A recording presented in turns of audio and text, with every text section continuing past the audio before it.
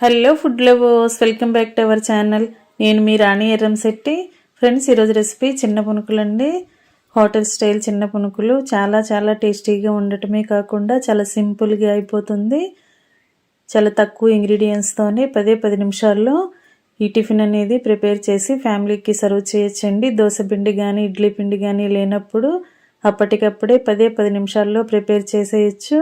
ఆ ప్రాసెస్ అంతా చూద్దాం. వీడియోని ఫస్ట్ నుంచి లాస్ట్ వరకు స్కిప్ చేయకుండా చూడండి. ఈ టిఫిన్స్లోకి కారప్పొడి అనేది కూడా చేసి చూపించబోతున్నాను.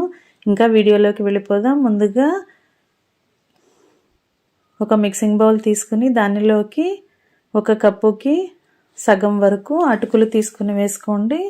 అరకప్పు అటుకులు వేసుకుని 2-3 సార్లు వాటర్తో బాగా కడగండి. అటుకుల్లో ఇసుక అనేది డస్ట్ అనేది ఉంటుంది, అదంతా పోయేంత వరకు బాగా కడగండి. కడిగిన తర్వాత ఈ వాటర్ అన్నీ తీసి చూపిస్తాను. ఈ విధంగా 2-3 సార్లు బాగా కడిగిన తర్వాత కొంచెంగా వాటర్ పోసి అటుకులన్నీ కూడా వాటర్లోకి సర్దుకుని గిన్నెకు మూత పెట్టి ఒక 5 నిమిషాలు పక్కన పెట్టండి. అటుకులు అనేవి చాలా సాఫ్ట్గానే త్వరగానే నానిపోతాయి. ఈ మూత పెట్టి ఈ గిన్నెను పక్కన పెట్టుకోండి. తర్వాత చూద్దాం. ఈ లోపుగా మనం టిఫిన్స్లోకి కారప్పొడి అనేది చేద్దాం. దానికోసం మీ ఘాటుకి తగ్గట్టుగా ఎండుమిర్చిని తీసుకోండి. ఒక 20 నుంచి 25 వరకు ఎండుమిర్చి తీసుకున్నాను. అలాగే 4-5 టేబుల్ స్పూన్లు అవిసె గింజలు తీసుకోండి.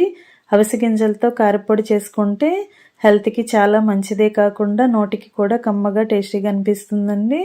అలాగే 2 టేబుల్ స్పూన్లు పచ్చిశనగపప్పు, 1 టేబుల్ స్పూన్ మినప్పప్పు, 1 టీ స్పూన్ జీలకర్ర వేసుకుని తీసుకుని 2-3 టేబుల్ స్పూన్లు ధనియాలను, 2 టేబుల్ స్పూన్లు తెల్ల నువ్వులు తీసుకోండి. పెద్ద నిమ్మకాయ సైజ్ అంతా చింతపండుని కూడా ఈనులు అనేవి ఏమీ లేకుండా శుభ్రం చేసి పెట్టుకోండి. స్టవ్ ఆన్ చేసి కళాయి పెట్టుకుని 1 టేబుల్ స్పూన్ ఆయిల్ పోయండి. ఫ్లేమ్ మొత్తం తగ్గించండి. లో ఫ్లేమ్లోనే మనం వీటిని ఫ్రై చేసుకోవాలి. ఆయిల్ బాగా కాగిన తర్వాత ఈ 4-5 టేబుల్ స్పూన్లు అవిసె గింజలు కూడా ఆయిల్లో వేసుకొని గరిటెతో కలుపుకుంటూ ఫ్రై చేద్దాం. మరి ఎక్కువగా ఫ్రై చేసామంటే మాడిపోతుంది. మాడిపోతే కారప్పొడికి టేస్ట్ అనేది చేదుగా వచ్చేస్తుందండి. అలా కాకుండా లైట్గా ఫ్రై చేసి పక్కన పెట్టుకోండి. గిన్నెలోకి తీసి పెట్టుకోండి. అదే కళాయిలోకి 2 టేబుల్ స్పూన్లు పచ్చిశనగపప్పును కూడా వేసి వీటిని కూడా లైట్గా ఫ్రై చేయండి. కొంచెంగా ఫ్రై అయిన తర్వాత మినప్పప్పును కూడా వేద్దాం. పొట్టున్న మినప్పప్పుతో అయినా చేసుకోవచ్చండి, లేదా గుళ్ళు మినపప్పు, చాయ్ మినపప్పు ఉంటుంది కదా, దానితో అయినా కూడా మనం ఈ కారప్పొడి అనేది చేసుకోవచ్చు. మినప్పప్పు కూడా శనగపప్పుతో పాటు వేసుకున్నాం కదా. శనగపప్పు కొంచెం ఫ్రై అయిన తర్వాత మినప్పప్పు వేసుకోండి. అప్పుడు ఈ రెండు కూడా ఈవెన్గా ఫ్రై అవుతాయి. గరిటెతో ఎప్పటికప్పుడు కలుపుకుంటూ ఫ్రై చేయాలండి. అలాగే 4-5 టేబుల్ స్పూన్లు ధనియాలను కూడా తీసుకుని వీటితో పాటు బాగా ఫ్రై చేయండి. ఇవి లైట్గా ఫ్రై అయిన తర్వాత ఎండుమిర్చిని కూడా తీసుకుని వేసుకుందాం. కాడలు ఒలిచి పెట్టుకున్న ఎండుమిర్చిని కూడా తీసుకోండి. మీ ఘాటుకి తగ్గట్టుగా ఎండుమిర్చి తీసుకోండి. కొన్ని మిర్చి అనేవి బాగా స్పైసీగా ఉంటాయి, కొన్ని కొంచెం కారం తక్కువగా, ఘాటు తక్కువగా అనిపిస్తాయి కదా. దానిని బట్టి మీకు కారపొడి క్వాంటిటీ ఎంత కావాలనిపిస్తే దానిని బట్టి ఎండుమిర్చిని తీసుకోండి. అలాగే ఘాటుగా ఉన్న మిర్చి అయితే చింతపండు అనేది కొంచెం ఎక్కువగా పడుతుందండి. మీ టేస్ట్కి తగ్గట్టుగా ఎండుమిర్చిని కానీ చింతపండుని కానీ తీసుకుని వేసుకోండి. ఎండుమిర్చి అంతా కూడా బాగా ఫ్రై అయ్యాయి కదా. ఈ టైంలో మనం వెల్లుల్లి జీలకర్రని కూడా వేసేద్దాం.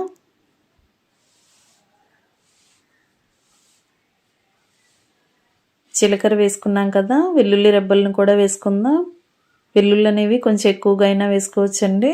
అలాగే 2 టేబుల్ స్పూన్లు తెల్ల నువ్వులు కూడా వేసుకోండి. ఇవి ఫ్రై అవుతున్నప్పుడు వెంటనే స్టవ్ ఆఫ్ చేసుకోండి. ఎందుకంటే ఇంగ్రీడియంట్స్ అన్నీ వేడివేడిగా ఉంటాయి కాబట్టి తెల్ల నువ్వులు అనేవి చాలా ఈజీగానే ఫ్రై అయిపోతాయండి. ఎక్కువగా ఫ్రై చేయాల్సిన పని లేదు. అలాగే చింతపండుని కూడా వేసుకుని గుప్పెడు శుభ్రం చేసుకున్న కరివేపాకును కూడా వేసుకోండి. కరివేపాకు అనేది మరి కొంచెం ఎక్కువైనా వేసుకోవచ్చండి. కారప్పొడికి టేస్ట్ అనేది చాలా చాలా బాగుండటమే కాకుండా హెల్త్కి కూడా చాలా మంచిదండి.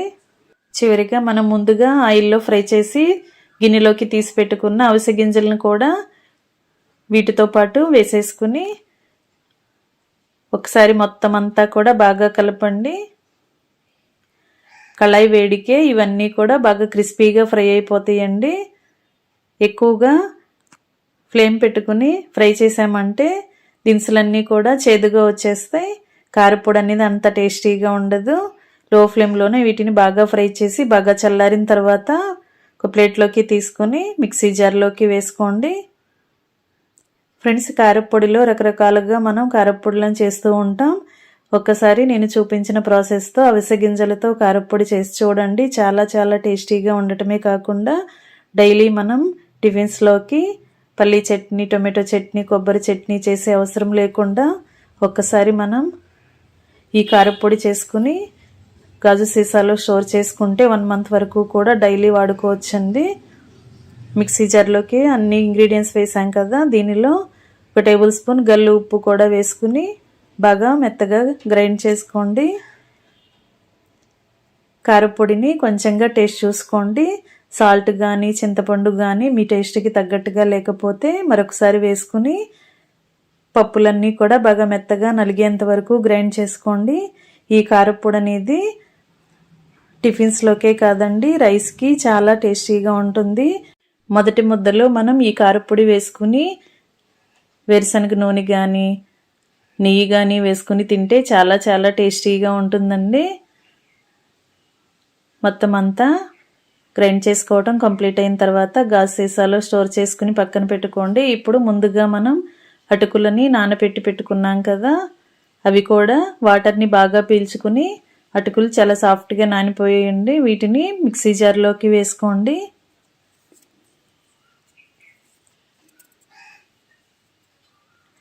మొత్తం అన్నీ ఈ విధంగా వేసుకున్నాం కదా, మనం అరకప్పు అటుకులు తీసుకుని నానబెట్టుకున్నాం కదా, అదే కప్పుతో కప్పుకి నిండుగా గోధుమ పిండి తీసుకుని వేసుకోండి.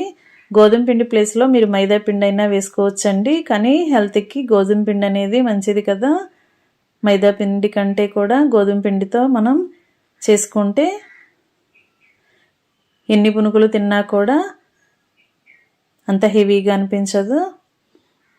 అలాగే అరకప్పు అటుకులకి అరకప్పు పెరుగుని వేసుకుని మిక్సీ జార్లో వేసుకుని బాగా గ్రైండ్ చేయండి.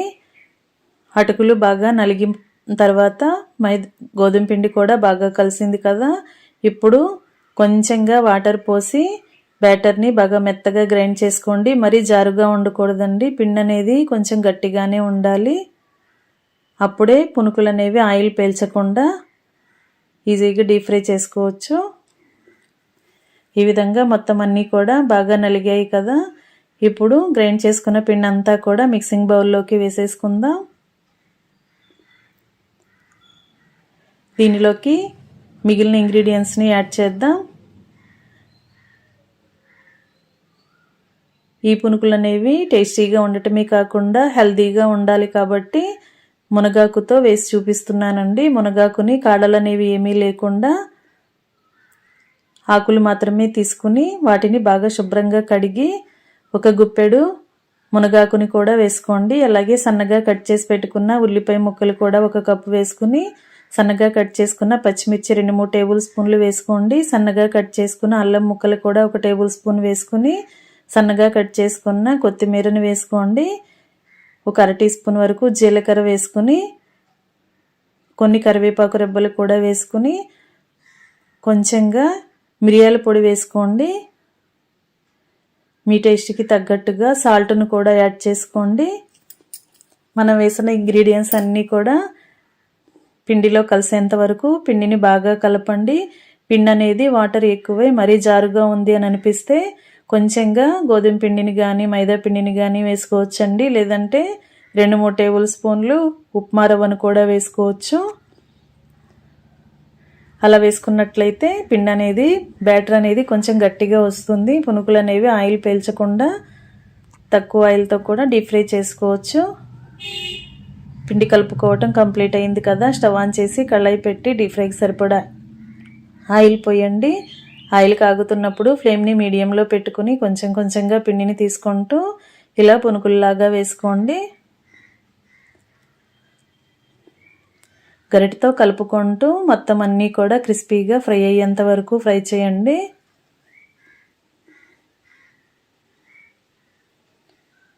దోసపిండి, ఇడ్లీ పిండి లేనప్పుడు 10 నిమిషాల్లో ఈ పిండిని ప్రిపేర్ చేసుకుని అప్పటికప్పుడే పునుకులు వేసుకోవచ్చండి. ఇలా క్రిస్పీగా ఫ్రై అయిన తర్వాత ఆయిల్ నుండి తీసేయండి. ఇదే విధంగా మిగిలిన పిండిని కూడా బ్యాచెస్ వైజ్గా వేసుకుని డీప్ ఫ్రై చేసి మొత్తం అన్ని డీప్ ఫ్రై చేయడం కంప్లీట్ అయిన తర్వాత స్టవ్ ఆఫ్ చేసుకుని సర్వింగ్ ప్లేట్లోకి తీసుకోవటమే.